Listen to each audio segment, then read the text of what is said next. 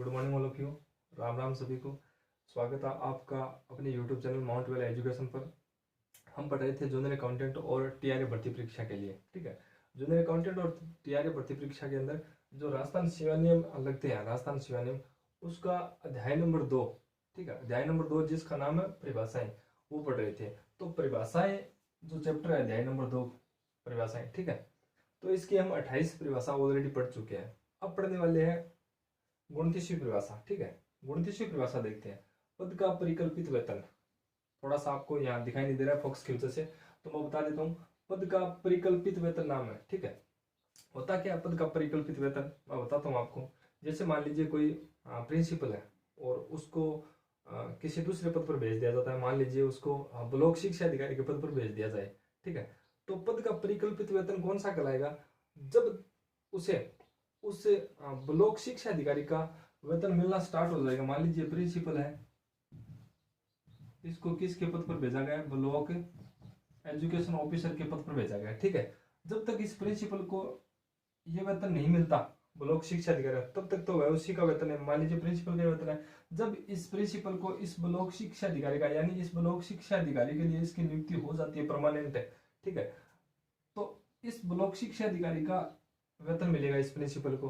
तो जो यह वेतन मिलेगा ब्लॉक शिक्षा अधिकारी का, तो यह वेतन क्या कहलाता है, पद का परिकल्पित वेतन कहलाता है। पद का परिकल्पित वेतन कहलाता है। ठीक है, इसके बाद बात करते हैं 30 नंबर परिभाषा, परिवीक्षाधीन।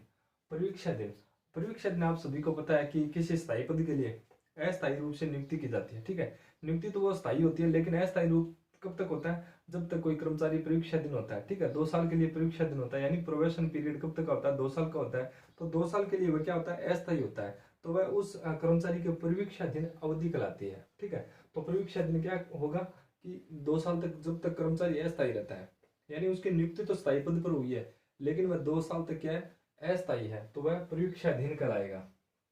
ठीक है, इसके बाद बात करते हैं 31 नंबर, विशेष वेतन। विशेष वेतन की बात करते हैं, स्पेशल पे की। ठीक है, कर्मचारी के वेतन में अतिरिक्त वृद्धि किए जाने से है। विशेष वेतन कब मिलता है किसी कर्मचारी को, जब उसके वेतन में अतिरिक्त वृद्धि कर दी जाए। वृद्धि करेंगे कब उसके वेतन में, मान लीजिए कोई एक टीचर है, ठीक है, और उसका काम क्या पढ़ाना है, और उसे क्या पढ़ाने से भी कोई हार्ड काम दे दिया जाता है। ठीक है, और वो राज्य सरकार के नजर में अगर हार्ड काम है, पढ़ाने के अलावा कोई काम दे दिया जाए मान लीजिए किसी टीचर को, तो उस हार्ड काम के लिए उसे अतिरिक्त वेतन दिया जाता है। ठीक है, तो उस अतिरिक्त वेतन को क्या कहते हैं, विशेष वेतन कहते हैं। ठीक है, तो कर्मचारी के वेतन में अतिरिक्त वृद्धि किए जाने से, वेतन में अतिरिक्त वृद्धि कब करेंगे कि विशेष रूप से कठिन प्रकृति, यही बात मैं बताना चाह रहा था आपको, कठिन प्रकृति के कार्य करने हेतु। ठीक है, यानी अपनी प्रकृति से कठिन कार्य कर रहा है तो उसको वेतन अधिक दिया जाता है, विशेष वेतन पारित किया जाता है उसके लिए। या फिर कार्य या उत्तरदायित्व में विशेष वृद्धि कर दी जाए, मान लीजिए उसका कार्य जो भी है, उसके कार्य में विशेष वृद्धि की कर दी जाए, तो उसको क्या मिलेगा, विशेष वेतन मिलेगा। इसके बाद है उच्च सेवा, ये इंपॉर्टेंट है। उच्च सेवा, सुपीरियर सर्विस। सुपीरियर सर्विस किसे कहते हैं, उच्च सेवा किसे कहते हैं, चतुर्थ श्रेणी के अतिरिक्त अन्य समस्त प्रकार की सेवाएं उच्च सेवा कहलाती है। ठीक है, मान लीजिए कोई चतुर्थ श्रेणी का कर्मचारी है, तो उसको छोड़कर उसके ऊपर की 3rd grade, 2nd grade, 1st grade जो भी जॉब होती है, वो सारी की सारी क्या कहलाती है, उच्च सेवा कहलाती है। तो ये पूछा जा सकता है, इसके अंदर ये इंपॉर्टेंट है अभी तक के जितना पढ़ाया है, यानी पद का परिकल्पित, परीक्षाधीन, विशेष वेतन, इसमें इंपॉर्टेंट क्या है, उच्च सेवा। पूछा जा सकता है उच्च सेवा का कर्मचारी कौन सा होता है, यानी चतुर्थ श्रेणी के अलावा जो भी कर्मचारी होते हैं वो सारे के सारे क्या होते हैं, उच्च सेवा के कर्मचारी होते हैं। इसके बाद है निर्वाह अनुदान। निर्वाह अनुदान, मान लीजिए किसी कर्मचारी को सस्पेंड कर दिया जाता है, ठीक है, तो उसको एक वेतन मिलता है जीवन निर्वाह करने के लिए। ठीक है, तो उस जीवन निर्वाह वाले वेतन को क्या कहते हैं, निर्वाह अनुदान कहते हैं। सबसिस्टेंस ग्रांट कराता है, वो सस्पेंड कर्मचारी के लिए दिया जाता है ये, यानी सरकारी कर्मचारी जैसे वेतन या अवकाश वेतन नहीं दिया जा रहा है। अब वेतन या अवकाश वेतन कब नहीं दिया जाता है, जब सस्पेंड कर दिया जाता है, तो नहीं दिया जा रहा है को दे मासिक अनुदान, मासिक अनुदान या सहायता निर्वाह अनुदान कहलाता है। यह वही बात है कि जब किसी कर्मचारी का निलंबन हो जाता है तो उसको वेतन या अवकाश वेतन नहीं दिया जाता है। ठीक है, तो उसको फिर दिया क्या जाता है, यानी उसके जीवन को चलाने के लिए क्या दिया जाता है, तो सहायता निर्वाह अनुदान दिया जाता है, उसे क्या कहते हैं, निर्वाह अनुदान कहा जाता है। इसके बाद है मूल वेतन। और मूल वेतन आपको पता है ये क्या होता है कि यह नियम 7-24-3, यानी 7 कौन सा है, नियम 7 कौन सा है, परिभाषाएं किस में, नियम 7 के अंदर ही है, यानी चैप्टर नंबर 2 के अंदर क्या है, नियम 7 एक ही नियम है 7 नंबर, ठीक है, उसके अंदर परिभाषाएं हैं केवल। तो 7वें नियम की 24वीं परिभाषा के तीसरे भाग के अंतर्गत स्वीकृत हुए वेतन है जो विशेष या व्यक्तिगत वेतन के अतिरिक्त होता है। विशेष या व्यक्तिगत वेतन है, विशेष वेतन कब दिया जाता है, ये बात मैं ऑलरेडी बता चुका हूँ आपको, ये देख लीजिए, ठीक है। इसके अतिरिक्त जो वेतन दिया जाता है, ठीक है, तो वो क्या कहलाता है, मूल वेतन कहलाता है। यानी अपना मूल वेतन जो चल रहा है, किसी स्थायी पद पर जब नियुक्ति हो जाती है तो उसको वेतन दिया जाता है 2 साल के बाद, यानी प्रोबेशन पूरा होने के बाद जब उसकी सैलरी बन जाती है तो वो उसका क्या होता है, मूल वेतन होता है।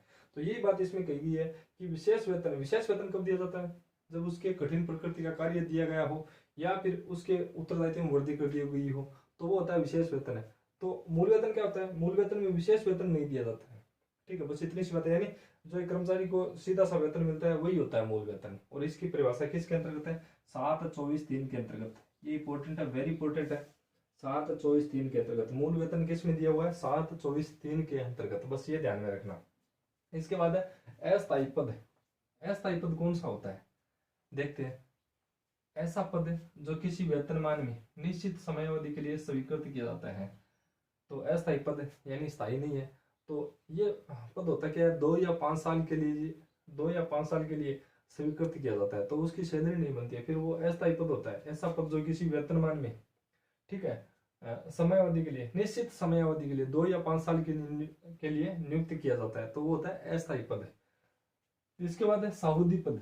साहुदी पद, ठीक है, यह उस प्रकार के स्थायी पद हैं जिन्हें एक व्यक्ति विशेष एक निश्चित अवधि, ये भी लगभग ऐसा ही है, निश्चित अवधि 2 या 5 या 10 साल के लिए नियुक्त किया जाता है, ठीक है।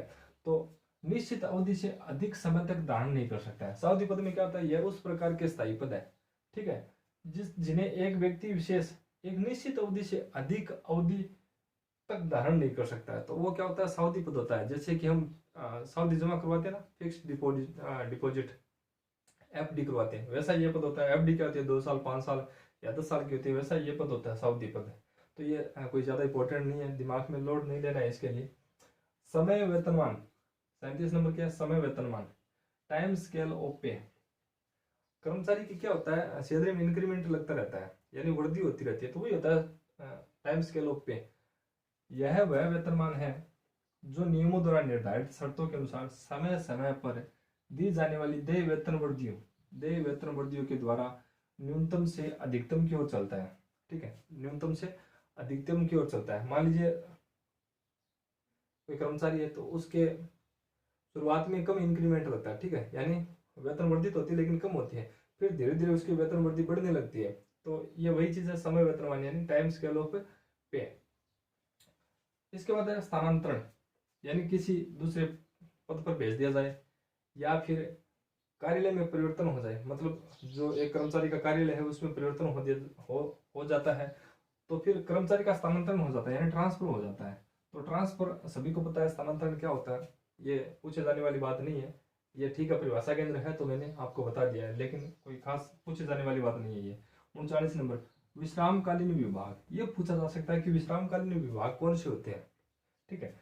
विश्रामकालीन विभाग वो होता है जिसके अंदर राज्य सरकार द्वारा एक निश्चित समय अवधि के लिए छुट्टी की जाती है, अवकाश दिया जाता है, ठीक है, जैसे कि महीने 1.5 महीने के लिए अवकाश दिया जाता है। जैसे स्कूलों के अंदर क्या होता है कि महीने 1.5 महीने का अवकाश होता है, ग्रीष्मकालीन अवकाश, तो वो क्या होते हैं, विश्रामकालीन विभाग होते हैं। तो इस विश्रामकालीन विभाग के अंदर कौन कौन से विभाग आते हैं वो इंपॉर्टेंट है। एक तो शिक्षा विभाग आता है, एक उच्च न्यायालय, जिला एवं सत्र न्यायालय, ये जो चीज होती है विश्रामकालीन विभाग के अंतर्गत आती है, ठीक है। इसके अंदर क्या होता है कि जब महीने 1.5 महीने की छुट्टी पड़ती है तो कर्मचारियों की महीने 1.5 महीने के लिए छुट्टी हो जाती है, तो ये होते हैं विश्रामकालीन विभाग। तो ये भी इंपॉर्टेंट है, इसमें ये पूछा जा सकता है कि विश्रामकालीन विभाग कौन कौन से होते हैं, शिक्षा विभाग, उच्च न्यायालय एवं जिला एवं सत्र न्यायालय, ठीक है, ये होते हैं विश्रामकालीन विभाग।